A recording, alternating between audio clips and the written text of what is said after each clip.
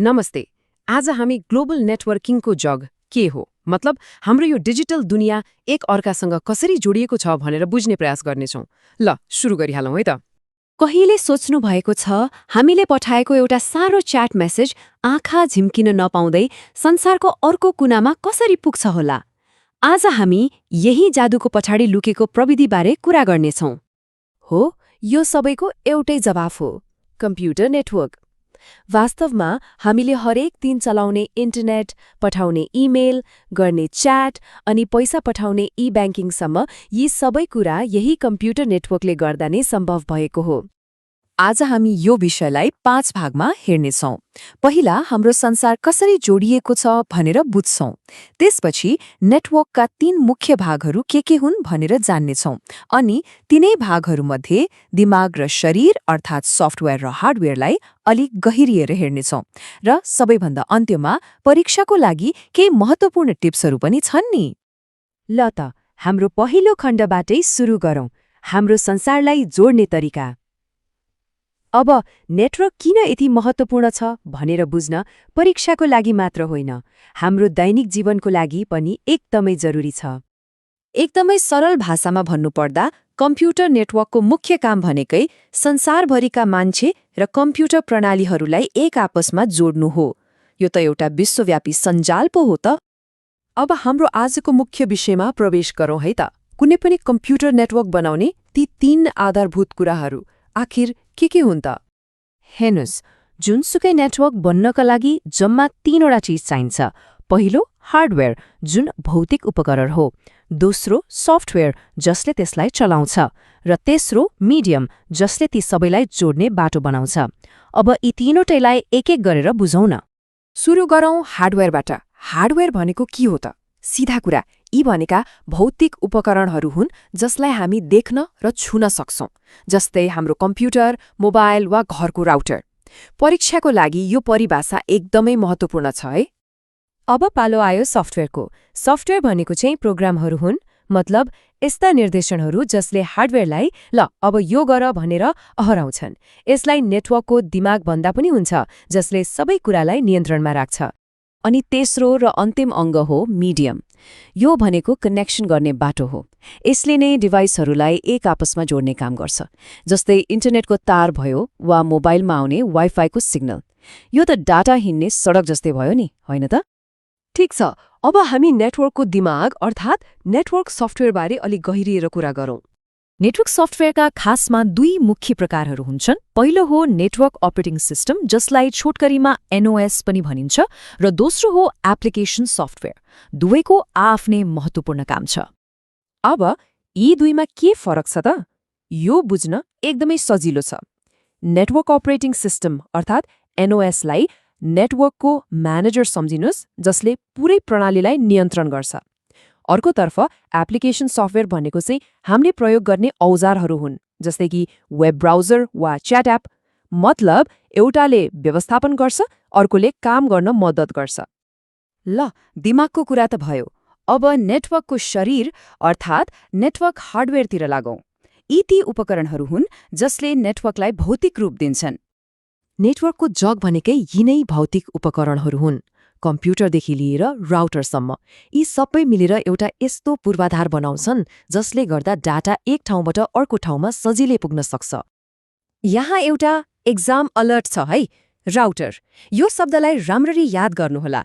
यसलाई नेटवर्कको ट्राफिक प्रहरी पनि भन्न सकिन्छ, किनकि यसको मुख्य काम इन्टरनेटबाट आएको डेटालाई सही कम्प्युटर वा मोबाइलसम्म पुर्याउनु हो। यो परीक्षामा धेरै सोधिने भएकोले यसलाई नबिर्सिनुहोला। ल, अब हामी अन्तिम खण्डमा आइपुग्यौँ।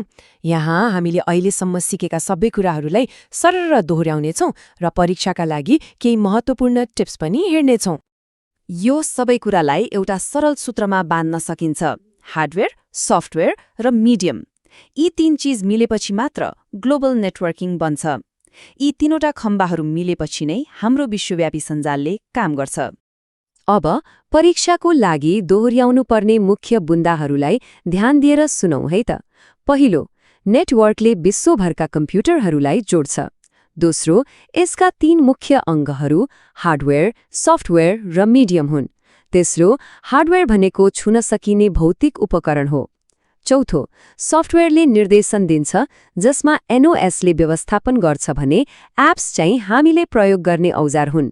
र अन्त्यमा मिडियम भनेको कनेक्सनको बाटो हो, चाहे त्यो तार होस् वा तार बिनाको। यी 3 मुख्य अङ्गहरूलाई परीक्षामा सम्झिनको लागि एउटा सजिलो आइडिया छ। एचबाट हार्डवेयर जुन नेटवर्कको शरीर हो, एसबाट सफ्टवेयर जुन नेटवर्कको दिमाग हो र एमबाट मिडियम जुन डेटाको बाटो हो। शरीर, दिमाग र बाटो यसरी सम्झिनुभयो भने कहिल्यै बिर्सिँदैन। अब जब हामीलाई नेटवर्क कसरी बन्छ भन्ने आधारभूत कुरा थाहा भयो, एकछिन सोचौं त भविष्यमा संसारलाई जोड्नका लागि अझै कस्ता कस्ता नयाँ र अचम्मका तरिकाहरू सम्भव होलान्। तपाईँ अहिले कुनै भिडियो हेर्दै हुनुहुन्छ वा अनलाइन गेम खेल्दै हुनुहुन्छ, तर के कहिले सोच्नु भएको छ त्यो डाटा तपाईँको स्क्रिनसम्म आइपुग्न कस्तो दौडधुप गर्छ होला? आज हामी इन्टरनेटलाई चलाउने ती नदेखिने तर एकदमै शक्तिशाली टिमको एउटा फिल्ड स्टडी गर्दैछौँ। हो, यही प्रश्नको उत्तर खोज्ने हो आज हामीले। डाटाको यो पूरै यात्रा, यो जुन रहस्यमय जस्तो लाग्छ नि, त्यसलाई हामी एकदमै सरल तरिकाले बुझ्नेछौँ, एक एक स्टेप, ताकि सबै कुरा छर्लङ्ग होस्। ल त्यसो भए सुरु गरौँ है त यो यात्रा। स्क्रिनमा जुन नक्सा देखिरहनु भएको छ, यही हो हाम्रो गाइड। हामी इन्टरनेटको त्यो ठूलो क्लाउडबाट एउटा सानो डेटालाई समातेर त्यसलाई पछ्याउँदै जानेछौँ। हेरौँ न त्यो कसै अनेकौं डिभाइसहरू पार गर्दै हाम्रो स्क्रिनसम्म आइपुग्छ। हाम्रो यात्राका मुख्य स्टपहरू के हुन् त? हेर्नुहोस् है, हामी मोडेमबाट सुरु गर्छौं, त्यसपछि राउटर, अनि स्विच, वायरलेस एक्सेस पोइन्ट र केबलहरूको कुरा गर्दै अन्त्यमा सबै कुरालाई एकै ठाउँमा जोडेर हेर्नेछौँ। ल हाम्रो डाटाको यात्रामा पहिलो स्टप यो हो मोडेम। यसलाई तपाईँ नेटवर्कको अफिसियल ट्रान्सलेटर वा अनुवादक भन्न सक्नुहुन्छ।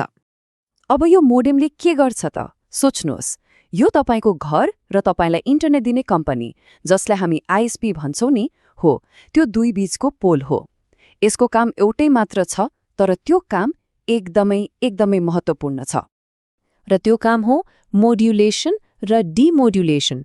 ल यो शब्द चाहिँ परीक्षाको लागि एकदमै महत्त्वपूर्ण छ, टिपेर राख्नु होला है। यसको काम सिधा छ, बाहिरबाट तारमा आउने सिग्नल जुन एनालग हुन्छ त्यसलाई हाम्रो कम्प्युटरले बुझ्ने डिजिटल भाषामा बदल्ने, अनि फेरि हाम्रो कम्प्युटरबाट बाहिर पठाउनु पर्दा त्यो डिजिटललाई एनालगमा बदल्ने। सिम्पल, अनुवादकको काम। एकछिन सोच्नुस् त, यदि यो अनुवादै भएन भने के हुन्छ होला? केही पनि हुँदैन। यो अनुवादक मतलब मोडेम नहुने हो भने राउटरले घरभरि बाँड्नको लागि इन्टरनेट नै पाउँदैन। भन्नुको मतलब यो तपाईँको घरको इन्टरनेटको मूल ढोका हो। ल मोडेमले इन्टरनेटलाई घरभित्र त ल्यायो। अब पालो आउँछ नेटवर्कको दिमागको। हाम्रो दोस्रो स्टप हो राउटर, जो एकदमै बाठो ट्राफिक पुलिस जस्तै हो। राउटरलाई तपाईँ एउटा एकदमै व्यस्त तर एकदमै स्मार्ट पोस्ट अफिस जस्तै सम्झिनुहोस्। इन्टरनेटबाट आएका डेटाका प्याकेटहरूलाई यसले लिन्छ, हरेक प्याकेटमा लेखेको ठेगाना पढ्छ र त्यसलाई तपाईँको घरको ठिक डिभाइसमा पुर्याइदिन्छ। ल्यापटपको चिठी ल्यापटपलाई, मोबाइलको चिठी मोबाइललाई। ल अब हेरौँ राउटरका मुख्य कामहरू के रहेछन्। पहिलो त यसले हाम्रो घरको नेटवर्कलाई बाहिरको इन्टरनेटको संसारसँग जोडिदिन्छ। दोस्रो, यसले घरका हरेक डिभाइसलाई एउटा युनिक ठेगाना दिन्छ, जसलाई भनिन्छ आइपी एड्रेस। यो घर नम्बर जस्तै हो। तेस्रो, यसले डाटा पठाउनका लागि सबैभन्दा छोटो र सजिलो बाटो कुन हो भनेर पत्ता लगाउँछ। अनि चौथो, यो एउटा सिक्युरिटी गार्ड पनि हो, जसले हाम्रो नेटवर्कलाई सुरक्षित राख्छ। परीक्षाको लागि आइपी एड्रेस र उत्तम बाटो भन्ने कुरा चाहिँ नबिर्सिनु होला है। ओके, राउटरले डाटा घरभित्र पठायो, तर अब तार जोडेर चलाउने कम्प्युटरहरूमा चाहिँ यो कसरी बाँडिन्छ त? हो, यहाँ आउँछ स्मार्ट र डम डेलिभरीको एउटा रमाइलो कहानी। र हाम्रा पात्रहरू हुन् स्विच र हब। यो चित्रले त सबै कुरा आफै भन्छ। हेर्नुस् त, देब्रेतिर छ हब। यसले डाटा पाउने बित्तिकै कोठामा भएको सबैसँग चिच्याएर भने जस्तै गर्छ। मतलब डाटा सबै कम्प्युटरलाई पठाइदिन्छ, चाहे त्यो जोसुकैको लागि होस्। तर अब दाहिनेतिरको स्विचलाई हेर्नुस् त, कति बाठो। यसले चाहिँ जसको लागि सन्देश हो उसैको कानमा गएर कानेखुसी गरे जस्तै ठिक त्यही डिभाइसलाई मात्र डाटा पठाउँछ। त्यसैले त हबलाई पुरानो र डम टेक्नोलोजी भनिन्छ। यसले नेटवर्कमा बेकारको ट्राफिक जाम गराउँछ। तर स्विच यो चाहिँ आधुनिक र स्मार्ट छ। यसले हरेक डिभाइसको म्याक एड्रेस हेरेर कुन डाटा कसलाई पठाउने हो ठ्याक्कै थाहा पाउँछ। तपाईहरूले याद गर्नुभएको छ, स्कुलको कम्प्युटर ल्याबमा तपाईले गरेको काम अर्को साथीको स्क्रिनमा देखिँदैन नि? हो, त्यसको कारण यही स्मार्ट स्विच हो। अहिलेसम्म हामीले तार जोडिएको संसारको कुरा गर्यौं, तर हाम्रो मोबाइल, ल्यापटप यिनीहरूमा त तार हुँदैन। त्यसो भए अब कुरा गरौं वायरलेस संसारको, जसको हिरो हो wireless access point. Wireless access point, जसलाई छोटकरीमा WAP पनि भनिन्छ, यसको काम एकदमै सिधा छ। तारबाट आएको इन्टरनेट सिग्नललाई रेडियो वेव्स अर्थात् वाइफाईमा बदल्ने, ताकि हामीले तार बिना नै इन्टरनेट चलाउन सकौं। यस्तो डिभाइस त पक्कै देख्नुभएको होला नि, स्कुल, कलेज वा क्याफेहरूको सिलिङमा झुन्डिएको हुन्छ नि। वाइफाई जति नै सजिलो भए पनि इन्टरनेटको पुरै जग भन्नुको मतलब मेरुदण्ड चाहिँ अझै पनि भौतिक तारहरूमा नै टिकेको छ। अब कुरा गरौं डेटा कुद्ने यी सुपर हाइवे अर्थात् केबलहरूको बारेमा। यहाँ 3वटा मुख्य केबलहरू छन्। पहिलो हो इथरनेट केबल, जुन तपाईहरूले स्कुलको कम्प्युटर ल्याबमा पक्कै देख्नुभएको छ। दोस्रो हो फाइबर अप्टिक। यो एकदमै फास्ट हुन्छ किनकि यसले डाटा पठाउन बिजुली होइन, प्रकाशको प्रयोग गर्छ। अनि तेस्रो कोएक्सियल केबल, जुन पुरानो टिभी र केबल इन्टरनेटमा प्रयोग हुन्थ्यो। एउटा कुरा, परीक्षामा यिनीहरूको फोटो देखाएर चिन्ह लगाउने प्रश्न आउन सक्छ है, ध्यान दिनुहोला। त्यसो भए कुन चाहिँ राम्रो त, तार जोड्ने कि वायरलेस चलाउने? यो प्रश्नको जवाफ स्थिरता र सुविधा बीचको रोजाइमा भर पर्छ। दुवैका आआफ्नै प्लस र माइनस पोइन्टहरू छन्। ल, यो टेबलले सबै कुरा क्लियर गर्छ। एकातिर छ स्टेबिलिटी टिम अर्थात् तारवाला कनेक्सन। यो एकदमै भरपर्दो, छिटो र सुरक्षित हुन्छ, तर तपाईँ एउटै ठाउँमा तारले बाँधिनुहुन्छ। अर्कोतिर छ मोबिलिटी टिम मतलब वायरलेस। यसले जतासुकै घुम्न मिल्ने सुविधा दिन्छ, तर कहिलेकाहीँ स्पिड अलि कम हुन सक्छ अनि भित्ताहरूले सिग्नललाई कमजोर बनाउन सक्छ। ल, हाम्रो फिल्ड स्टडी सफलतापूर्वक सकियो। अब यो यात्राको अन्त्यमा परीक्षाको लागि चाहिने सबैभन्दा महत्त्वपूर्ण कुराहरूलाई फटाफट रिभाइज गरौँ है त। यो चेकलिस्ट हेर्नुहोस् त, हाम्रो यात्राका सबै हिरोहरू यहाँ एकै ठाउँमा छन्। मोडम अनुवादक, router traffic police, switch smart delivery man. यो एउटा चित्रले नै सबै कुरा रिभाइज गराउँछ।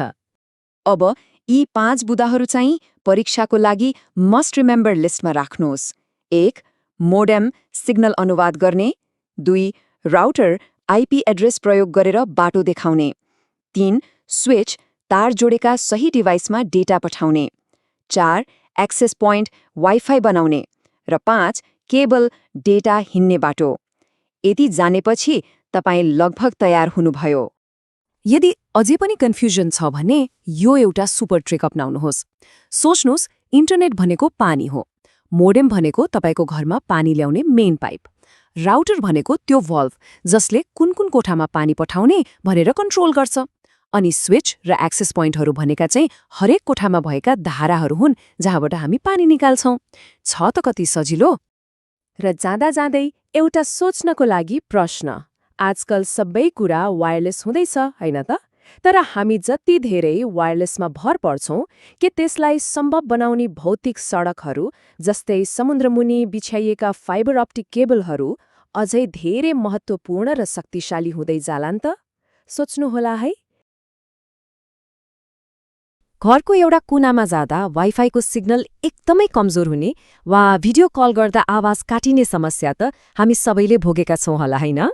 हो, आज हामी यस्तै एउटा सामान्य समस्याको पछाडि रहेको टेक्नोलोजी र त्यसको समाधानबारे कुरा गर्दैछौं। हाम्रो आजको विषय हो नेटवर्क कनेक्टिभिटी डिभाइस र विशेष गरी हाम्रो ध्यान रिपिटरमा हुनेछ।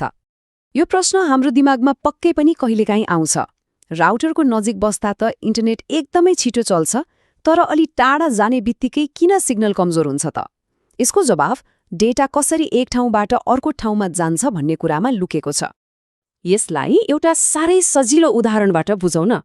जस्तो हामी कसैलाई नजिकैबाट बोलाउँदा हाम्रो आवाज कति स्पष्ट सुनिन्छ, तर उही मान्छे जब टाढा जान्छ हाम्रो आवाज बिस्तारै कमजोर र नबुझिने हुँदै जान्छ। डेटा सिग्नलको कहानी पनि ठ्याक्कै त्यस्तै हो। जति लामो दूरी पार गर्यो त्यति नै कमजोर हुँदै जान्छ। अब यो स्लाइडले हाम्रो मुख्य चुनौतीलाई एकदमै राम्रोसँग देखाउँछ। हेर्नुस् त, सुरुमा सिग्नल कति बलियो र सफा छ, तर दूरी बढ्दै जाँदा त्यो कसरी कमजोर, सानो र बिग्रिँदै गएको छ? हो, यही प्रक्रियालाई सिग्नल डिग्रेडेसन भनिन्छ र यही समस्याले गर्दा लामो दूरीमा डेटा पठाउन गाह्रो हुन्छ।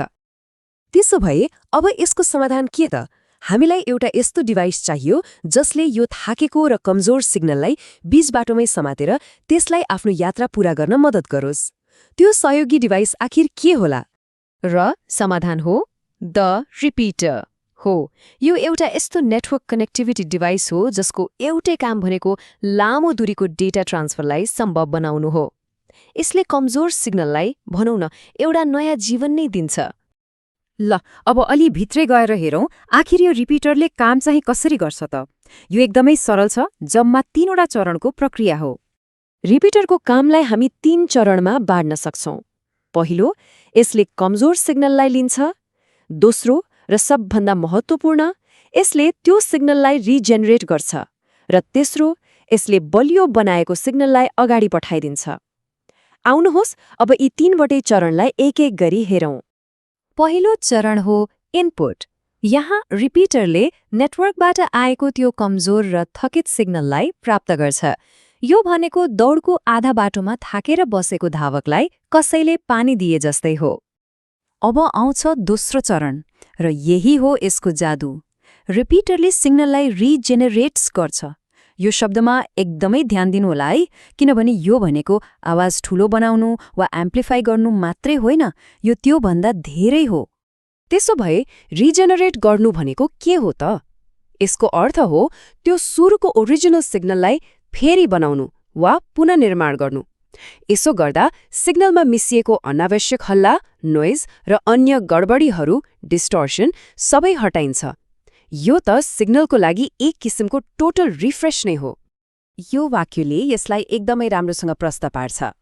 यसले सिग्नललाई चर्को मात्र बनाउँदैन, यसले सिग्नललाई पुनर्निर्माण गर्छ। यही नै रिपिटरको सबैभन्दा महत्त्वपूर्ण काम हो।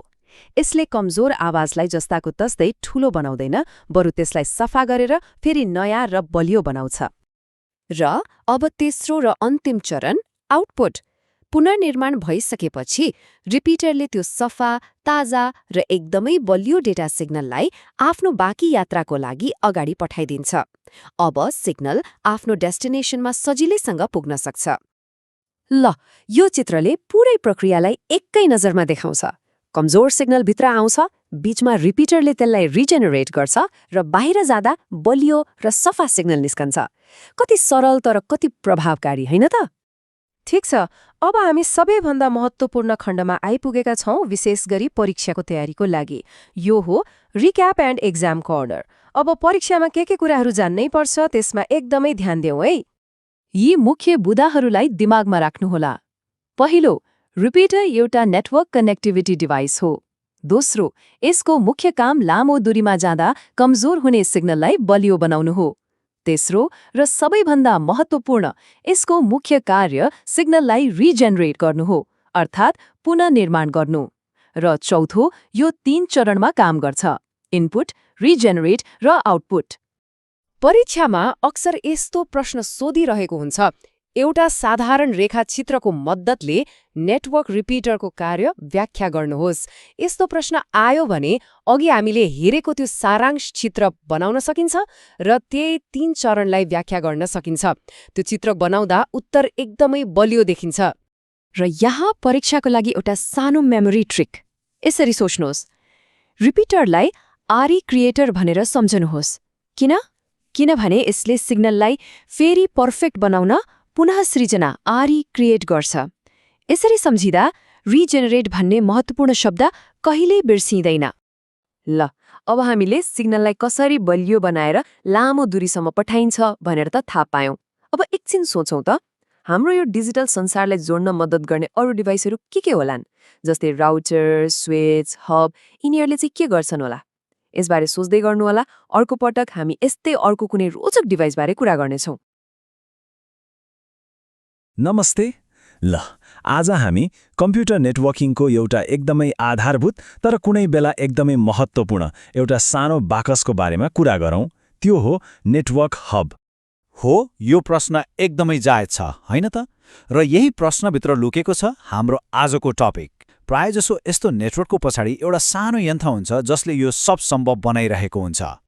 ल त्यसो भए अब परिचय गरौँ हाम्रो आजको मुख्य पात्रसँग, त्यो हो हब। हेर्दा त सामान्य देखिन्छ, तर यसले कसरी यति धेरै कम्प्युटरहरूलाई एकै ठाउँमा ल्याउँछ होला? आउनुहोस् यसको बारेमा अलिक गहिरिएर बुझौँ। हेर्नुहोस् त, कति सामान्य देखिन्छ होइन? बस एउटा सानो बाकस, तर ध्यान दिएर हेर्यो भने यसमा धेरै प्वालहरू देखिन्छन्। हो, यिनै प्वालहरूलाई पोर्ट भनिन्छ। यी पोर्टहरू भनेका बुझ्नुस् न, बिजुलीको सकेट जस्तै हुन्, तर नेटवर्कका तारहरू जोड्नको लागि। हरेक कम्प्युटरबाट आएको तार यहीँ आएर क्लिक गरिन्छ। ल अब परीक्षाको लागि एकदमै महत्त्वपूर्ण कुरा, हबको परिभाषा। सीधा भाषामा भन्दा यो एउटा यस्तो केन्द्रीय उपकरण हो जसले धेरै कम्प्युटरहरूलाई आफ्नो पोर्टहरू मार्फत जोड्ने काम गर्छ। यो एउटा मिटिङ पोइन्ट जस्तै भयो, जहाँ सबै आएर भेट्छन् र एक अर्कासँग कुरा गर्न सक्छन्। ठिक छ, हबले कम्प्युटर जोड्छ भन्ने त थाहा भयो, तर कसरी? मतलब यसले कम्प्युटरहरूलाई कुन तरिकाले, कुन डिजाइनमा मिलाएर राख्छ? यसको लेआउट कस्तो हुन्छ त? यो जुन डिजाइन छ नि, यसको एउटा एकदमै रमाइलो नाम छ, स्टार टोपोलोजी। अब नामै काफी छ हैन? सोच्नुहोस् त, हब चाहिँ ठिक बीचमा एउटा चम्किलो तारा जस्तै, अनि बाँकी सबै कम्प्युटरहरू त्यसको किरणहरू जस्तै चारैतिर जोडिएका छन्। कस्तो चित्र बन्यो नि दिमागमा? हो, अब यहाँ एउटा एकदमै महत्त्वपूर्ण नियम याद राख्नुपर्छ। स्टार टोपोलोजीमा कुनै पनि कम्प्युटरले अर्को कम्प्युटरसँग सिधै डाइरेक्टली कुरा गर्न पाउँदैन। सबै कुराकानी, सबै डेटा यही केन्द्रीय हब भएरै जानुपर्छ। अब मनमा एउटा प्रश्न आउन सक्छ, ठिक छ तारहरू त जोडिए, तर सूचना मतलब डाटा कसरी एक कम्प्युटरबाट अर्कोमा जान्छ त यो हब हुँदै? ल अब आउँछ हबको सबैभन्दा भनौँ न अनौठो बानी। जब कुनै एउटा कम्प्युटरले हबलाई डाटा पठाउँछ नि, हबले केही सोच्दैन, यो डाटा कसको लागि हो भनेर हेर्दै हेर्दैन। यसले त बस त्यो डाटालाई कपी गर्छ र आफूसँग जोडिएका सबै कम्प्युटरहरूमा पठाइदिन्छ। हो, सबैलाई। यो कुरा बुझ्नको लागि एउटा उदाहरण सोचौँ। मानौ एउटा कोठामा धेरैजना हुनुहुन्छ र कसैले एकजनालाई मात्र बोलाउनु पर्नेछ, तर ऊ बिस्तारै बोलाउनुको साटो चिच्याएर सबैले सुन्ने गरी नाम लिन्छ। हो, हबले ठ्याक्कै त्यही गर्छ। सन्देश एकजनाको लागि भए पनि सुन्छन् सबैले। प्राविधिक भाषामा यसलाई ब्रोडकास्ट गर्नु भनिन्छ। अब लाग्न सक्छ, यस्तो सबैतिर चिच्याउने उपकरण किन चाहियो त? किन यति धेरै चल्यो होला कुनै बेला?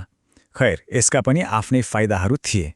खास गरी 3वटा कुराले यसलाई लोकप्रिय बनायो। नम्बर 1, यो एकदमै सिम्पल थियो, कुनै झन्झट थिएन।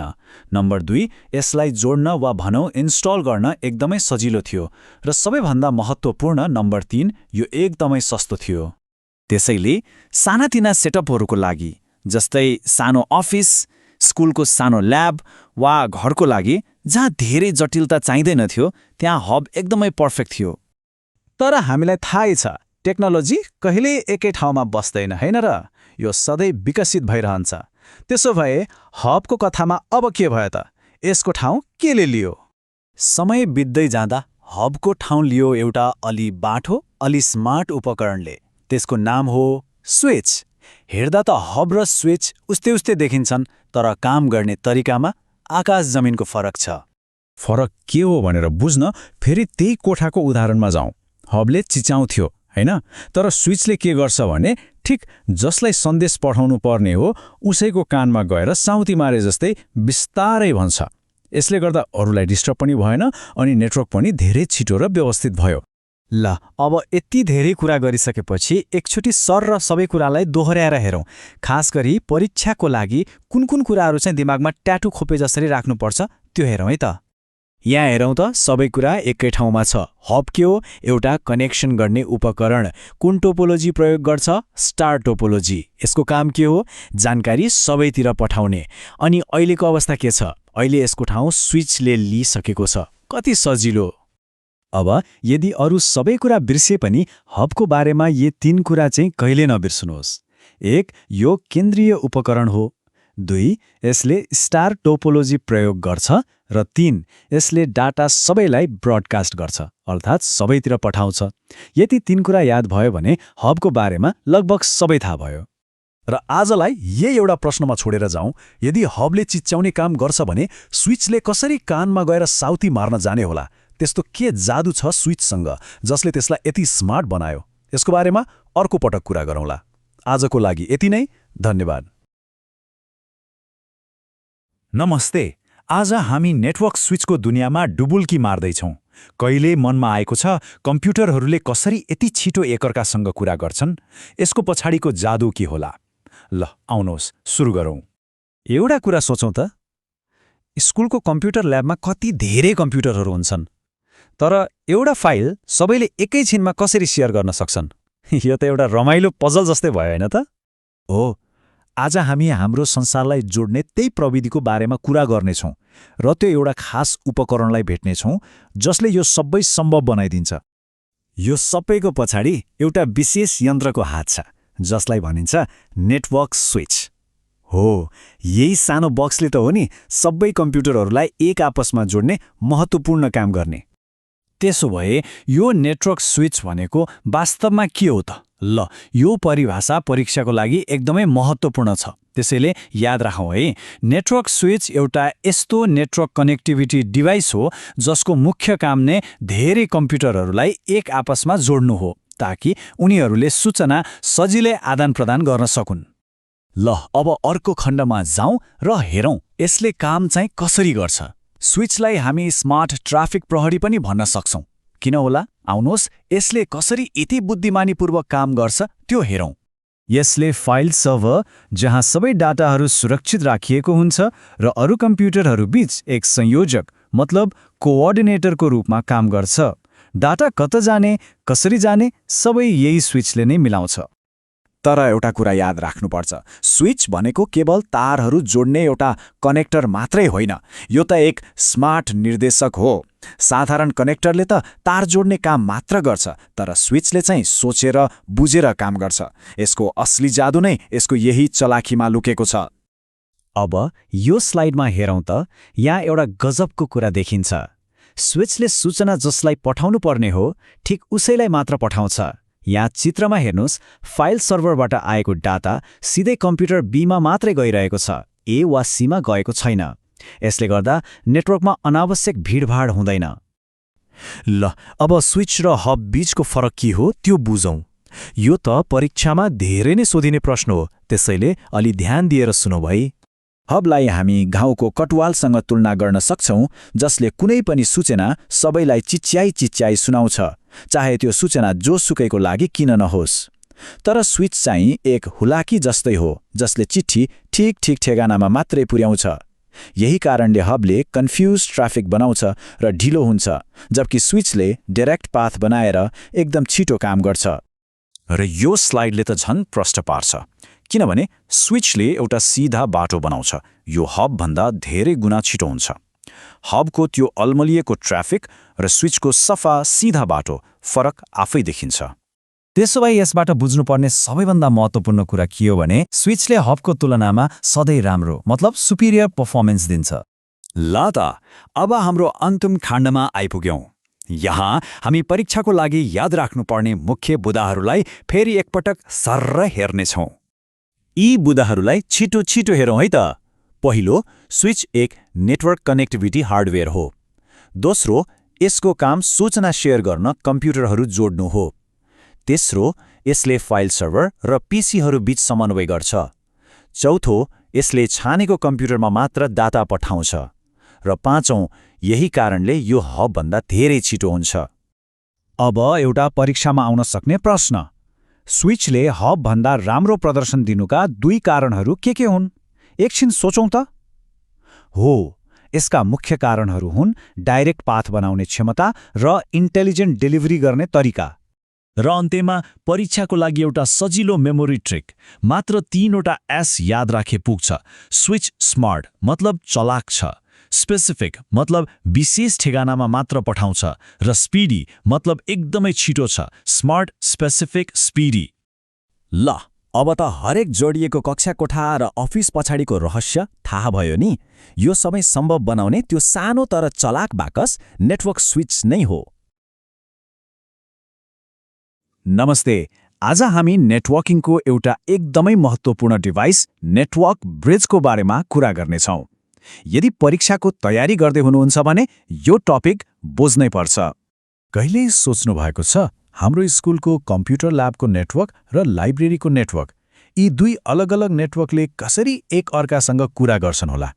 हो, आज हामी यही कुरा बुझ्ने कोसिस गर्नेछौँ। ल सुरु गरौँ सबैभन्दा पहिलो र महत्त्वपूर्ण प्रश्नबाट। आखिर यो नेटवर्क ब्रिज भनेको के हो त? यसको परिभाषा परीक्षाको लागि एकदमै महत्त्वपूर्ण छ, त्यसैले ध्यान दिएर सुनौ है। हेर्नुहोस्, परिभाषा एकदमै सरल छ। ब्रिज एउटा नेटवर्क कनेक्टिभिटी डिभाइस हो जसले दुईवटा कम्प्युटर नेटवर्कलाई एक आपसमा जोड्छ।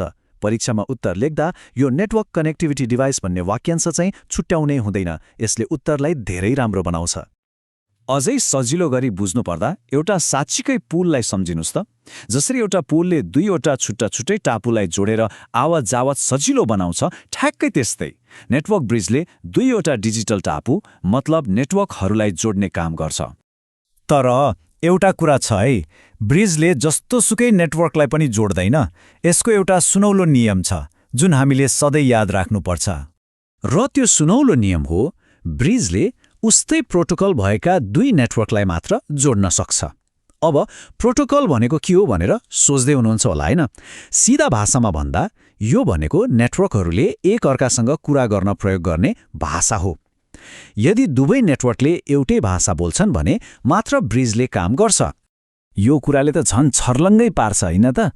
ब्रिजले एउटै भाषा मतलब एउटै प्रोटोकल बोल्ने नेटवर्कलाई मात्र जोड्छ, फरक भाषा बोल्नेलाई जोड्न खोज्दैन।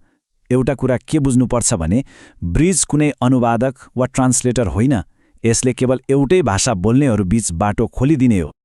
अब प्रश्न आउँछ, ब्रिजले काम चाहिँ कसरी गर्छ त? यसको काम केवल जोड्ने मात्र होइन नि, यो त एउटा एकदमै चलाक ट्राफिक कन्ट्रोलर जस्तै हो जसले नेटवर्कको ट्राफिकलाई फिल्टर पनि गर्छ। यहाँ हेर्नुहोस्, ब्रिजले एउटा फिल्टर जस्तै काम गर्छ। जब कुनै डाटा वा सिग्नल ब्रिजसम्म आइपुग्छ, ब्रिजले पहिले त्यसलाई राम्ररी जाँच्छ अनि त्यसपछि मात्रै निर्णय गर्छ कि त्यो सिग्नललाई अर्को नेटवर्कतिर पठाउने कि नपठाउने। यो पुरै प्रक्रियालाई हामी 4 वटा सजिलो स्टेपमा बुझ्न सक्छौँ। पहिलो, ब्रिजले सन्देश जसलाई डाटा प्याकेट पनि भनिन्छ प्राप्त गर्छ। दोस्रो, त्यसले त्यो सन्देश कहाँ जानुपर्ने हो त्यो ठेगाना हेर्छ। तेस्रो, यसले सोध्छ के यो सन्देश साँच्चै अर्को नेटवर्कमा जान जरुरी छ।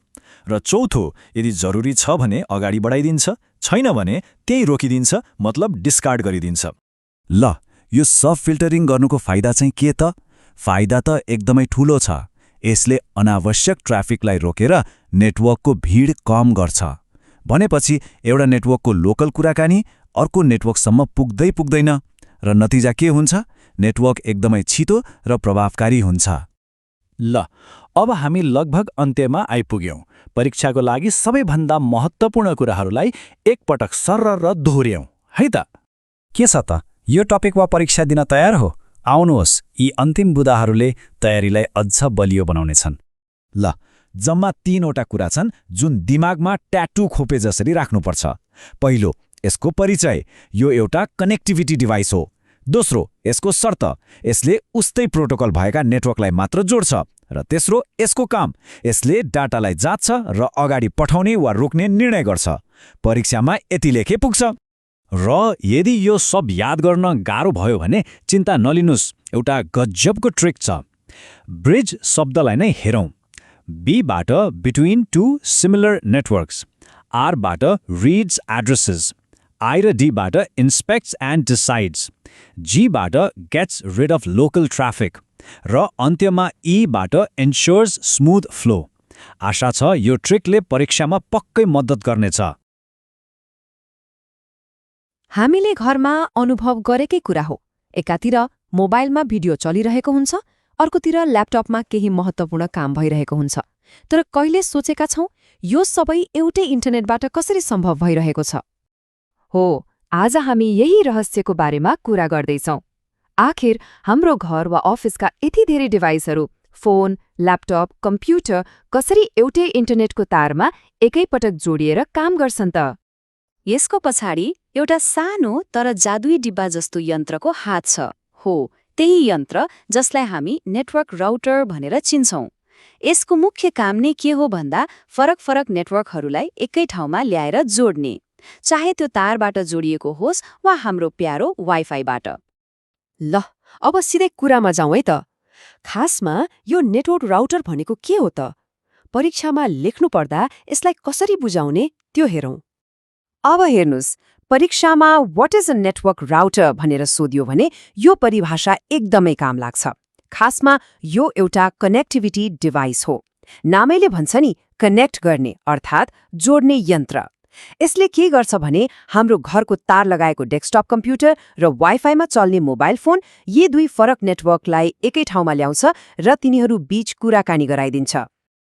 अब यो राउटरको कामलाई कहिल्यै नबिर्सिने गरी बुझ्नको लागि एउटा एकदमै सजिलो र रमाइलो उदाहरण हेरौँ न त। ल कल्पना गरौँ त, एउटा ठूलो नदी छ र त्यसको दुई किनारमा दुई फरक फरक शहर छन्। अब राउटर भनेको ठ्याक्कै त्यही नदीमाथिको पुल हो। जसरी पुलले ती दुई शहरलाई जोड्छ, राउटरले पनि दुई फरक नेटवर्कलाई जोड्छ। अनि जसरी पुलले गाडीहरूलाई वारपार गराउँछ नि, हो त्यसै गरी राउटरले डेटा, जसलाई हामी ट्राफिक पनि भन्छौँ, त्यसलाई एक नेटवर्कबाट अर्कोमा सुरक्षित तरिकाले पठाउँछ। तर यो राउटर कुनै सामान्य पुल जस्तो चाहिँ होइन है। यो त एउटा एकदमै बाठो, एकदमै चलाक पुल हो। ल आउनुहोस्, अब यो चलाक पुलले कसरी काम गर्छ त्यो पनि हेरिहालौँ। हो, यो बाठो पुलमा एउटा गेटकिपर वा भनौँ न द्वारपाल पनि बसेको हुन्छ। इन्टरनेटबाट जति पनि जानकारी आउँछ नि, त्यसलाई हामी डेटा प्याकेट भन्छौँ। हो, त्यो हरेक डेटा प्याकेटलाई यो द्वारपालले पहिला राम्रोसँग चेक जाँच गर्छ, सबै ठिक छ कि छैन भनेर हेर्छ, अनि मात्र सही ठाउँमा जानको लागि अगाडि पठाउँछ। यसको मतलब यसले अनावश्यक वा खतरनाक कुरालाई भित्र छिर्नै दिँदैन। ओके, यहाँनिर एउटा रमाइलो प्रश्न आउँछ। त्यो गेटकिपरलाई यो डेटा प्याकेट हाम्रो घरको ल्यापटपमा पठाउने हो कि मोबाइलमा पठाउने हो भनेर कसरी थाहा हुन्छ होला त? यसको पनि एकदमै सजिलो उपाय छ। राउटरले प्रयोग गर्छ इन्टरनेट प्रोटोकल ठेगाना, जसलाई हामी छोटकरीमा आइपी एड्रेस भन्छौँ। यो भनेको ठ्याक्कै हामीले चिठीमा लेख्ने घरको ठेगाना जस्तै हो। जसरी हुलाकीले खाममा लेखेको ठेगाना हेरेर ठिक घरमा चिठी पुर्याउँछ, राउटरले पनि त्यही आइपी ठेगाना हेरेर डेटालाई ठ्याक्कै सही कम्प्युटर वा मोबाइलमा पुर्याइदिन्छ। कति सजिलो! ल अब राउटरको सबैभन्दा महत्त्वपूर्ण विशेषताको बारेमा कुरा गरौँ। हो, यही विशेषताले गर्दा नै यसलाई इन्टेलिजेन्ट अर्थात् बौद्धिक यन्त्र भनिन्छ। अनि याद गर्नुहोला, यो परीक्षामा धेरैजसो सोधिरहने प्रश्न पनि हो। किन राउटरलाई इन्टेलिजेन्ट डिभाइस भनिन्छ त? कारण सिधा छ।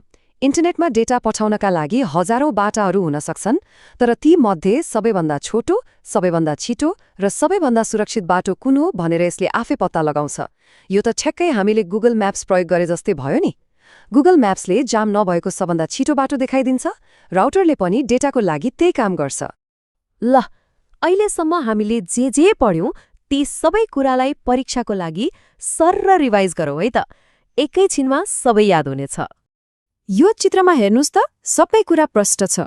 राउटरको बारेमा जम्मा 4वटा मुख्य कुरा याद गरे पुग्छ। पहिलो, यो एउटा कनेक्टिभिटी डिभाइस हो, अर्थात् जोड्ने काम गर्छ। दोस्रो, यो एउटा पुल जस्तै हो जसले डेटालाई चेक जाँच गरेर पठाउँछ। तेस्रो, यसले आइपी ठेगानाको आधारमा काम गर्छ। र चौथो, यो एक इन्टेलिजेन्ट यन्त्र हो, किनकि यसले डेटाको लागि सबैभन्दा उत्तम बाटो आफै खोज्छ। त्यसो भए परीक्षाको लागि यी 4 बुदाहरू दिमागमा ट्याक्क राख्नुहोस् है। नम्बर 1, यो तार र वाइफाई दुवै नेटवर्कलाई जोड्ने डिभाइस हो। नम्बर 2, यसले पुलको जस्तै काम गर्छ, डेटालाई जाँच गरेर अगाडि बढाउँछ। नम्बर 3, यसले आइपी ठेगानालाई चिनेर काम गर्छ।